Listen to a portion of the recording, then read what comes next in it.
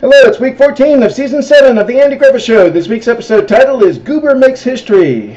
Andy is getting ready to go to his first night of an adult education course in American history. And then Goober comes over to walk down there with him because he's going to take the same course. And the teacher says they're not going to be as interested in dates and names as in discussing why things happened in history. And in that respect, he's not going to be as much of a teacher as a moderator. So they start discussing where and when American history actually started. Was it in America or in England or in some other place?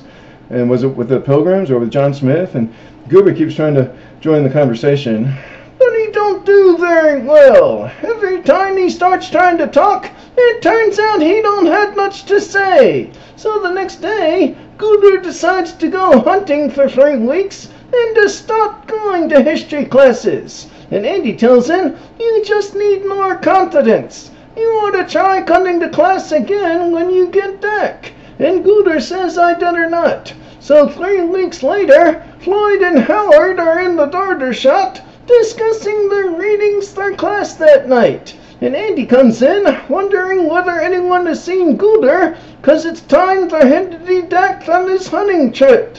And Floyd says, no, he hasn't, but he did just see a stranger with a beard driving Goober's truck. And Andy thinks that sounds kind of strange, so he drives down to the filling station to see what's going on. And it turns out Goober is back, and he was the guy with the beard. He just hadn't taken his razor during his hunting trip.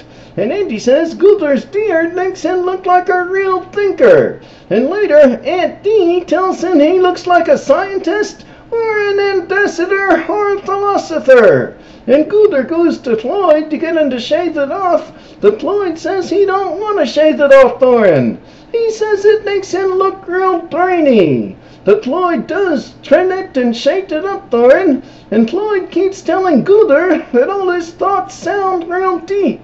And then Andy comes in, and he says Goober's beard looks good.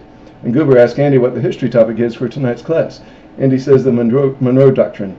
And Goober says he's going to go read up on that so he can discuss it intelligently. So he is going to come back to class. Yeah, Goober is talking all different and high and mighty, and Floyd is impressed, but it don't look like Andy is. And that night in class, Goober comes in late and he makes a grand entrance. He says he's been studying a lot, and he's been writing a lot of things down. And the class had already been discussing the Monroe Doctrine, and Goober starts to monopolize the class discussion with silly references to Shorty Watson down at the grocery store, and with charts on the chalkboard, and with long speeches, till everybody leaves one by one. And later, Aunt Dee says Goober is talking people's ears off on the street too, acting all smart about everything. And Opie says he experienced the same thing when he went down to the filling station just to put air in his bicycle tire. And Andy says, yeah, he's scared to see Goober on the street now. Yeah, Helen has to get away from him real fast on the street too.